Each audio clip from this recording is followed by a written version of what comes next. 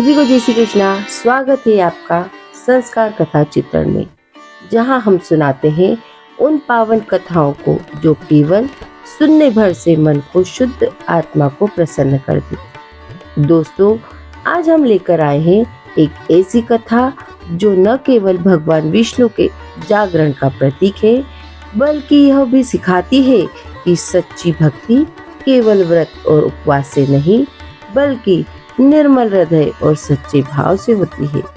तो आइए श्रद्धा और विश्वास के साथ सुनिए देवोत्थान एकादशी व्रत कथा।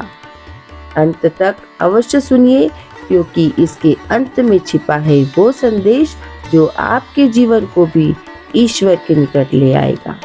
बोलिए विष्णु भगवान की जय। धर्मराज युधिष्ठिर कहने लगे, हे भगवान, मैंने कार्तिक कृष्ण एकादशी अर्थात रमा एकादशी का सविस्तार वर्णन सुना। अब आप कृपा करके मुझे कार्तिक माह के शुक्ल पक्ष की एकादशी के विषय में बतलाइए। इस एकादशी का क्या नाम है तथा इसके व्रत का क्या विधान है, इसकी विधि क्या है, इसका व्रत करने से किस फल की प्राप्ति होती है, कृपया यह सब विधान पूर्वक कहिए। भगवान श्री कृष्ण बोले, कार्तिक माह के शुक्ल पक्ष में तुलसी विवाह के दिन आने वाली इस एकादशी को विष्णु प्रबोधिनी एकादशी, देव प्रबोधिनी एकादशी, देवोत्थान, देव उठव एकादशी, देव उठनी एकादशी, कार्तिक शुक्ल एकादशी तथा प्रबोधिनी एकादशी भी कहा जाता है। यह बड़े बड़े पापों का नाश करने वाली है। इसका महात्म मैं तुमसे कहता हूँ, ध्यान पूर्वक सुनो। देवोत्थान एकादशी व्रत कथा। एक राजा के राज्य में सभी लोग एकादशी का व्रत रखते थे। प्रजा तथा नौकर चाकरों से लेकर पशुओं तक को एकादशी के दिन अन्न नहीं दिया जाता था। एक दिन किसी दूसरे राज्य का एक व्यक्ति राजा के पास आकर बोला, महाराज, कृपा करके मुझे नौकरी पर रख ले। तब राजा ने उसके सामने एक शर्त रखी, ठीक है, रख लेते हैं, किंतु रोज तुम्हें खाने को सब कुछ मिलेगा, पर एकादशी को अन्न नहीं मिलेगा। उस व्यक्ति ने उस समय हाँ कर ली, पर एकादशी के दिन उसे फलाहार का सामान दिया गया तो वह राजा के सामने गिड़गिड़ाने लगा, महाराज, इससे मेरा पेट नहीं भरेगा, मैं भूखा मर जाऊंगा, मुझे अन्न दे दो। राजा ने उसे शर्त की बात याद दिलाई, पर वह अन्न छोड़ने को तैयार नहीं हुआ। तब राजा ने उसे आटा, दाल, चावल आदि दिए। वह नित्य की तरह नदी पर पहुंचा और स्नान कर भोजन पकाने लगा।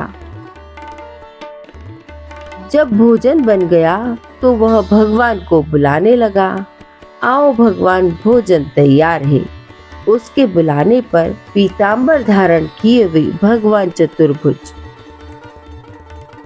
वहां आ पहुंचे तथा प्रेम से उसके साथ भोजन करने लगे। भोजन आदि करके भगवान अंतर ध्यान हो गए तथा वह अपने काम पर चला गया।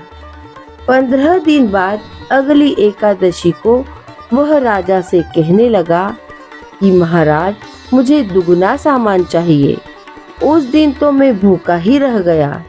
राजा ने कारण पूछा तो उसने बताया कि हमारे साथ भगवान भी भोजन करते हैं, इसीलिए हम दोनों के लिए यह सामान पूरा नहीं होता। यह सुनकर राजा को बड़ा आश्चर्य हुआ। वह बोला, मैं नहीं मान सकता कि भगवान तुम्हारे साथ खाते हैं।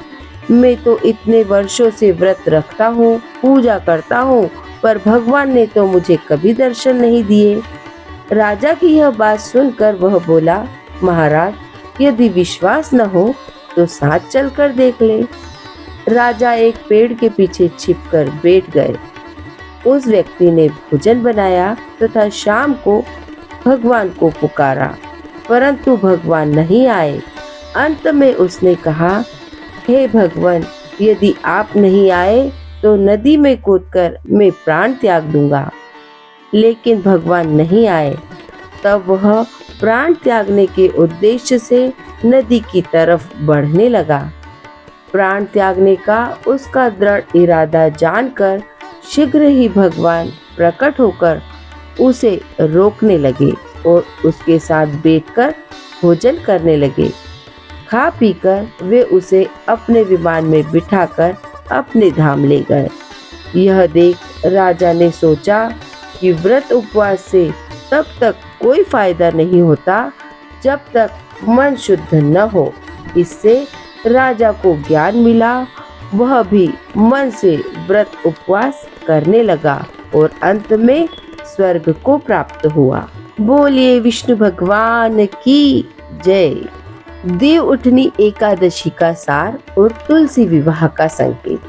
देवउठनी एकादशी हमें सिखाती है कि भगवान को केवल विधि विधान से नहीं, प्रेम और सच्चे मन से पाया जा सकता है।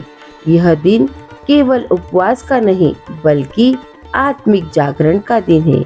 इसी दिन भगवान विष्णु के जागने के साथ ही तुलसी विवाह की तैयारी भी आरंभ हो जाती है, जिसमें तुलसी जी का विवाह भगवान विष्णु के साथ होता है। यह पवित्र विवाह भक्ति और समर्पण का प्रतीक है। तो दोस्तों, यह थी देवोत्थान एकादशी की प्रेरणादायक कथा। एक ऐसी कथा जो हमें सिखाती है कि सच्ची श्रद्धा वही है जो दिल से की जाए, दिखावे से नहीं। अगर आपको यह कथा अच्छी लगी हो तो कृपया इसे लाइक करें, शेयर करें और हमारे चैनल संस्कार कथा चित्रण को सब्सक्राइब करना न भूलें। अगली कथा में आप सुनेंगे देवउठनी एकादशी की दूसरी कथा, जिसमें भगवान विष्णु के जागरण और तुलसी विवाह का दिव्य संगम। तब तक जय श्री कृष्णा।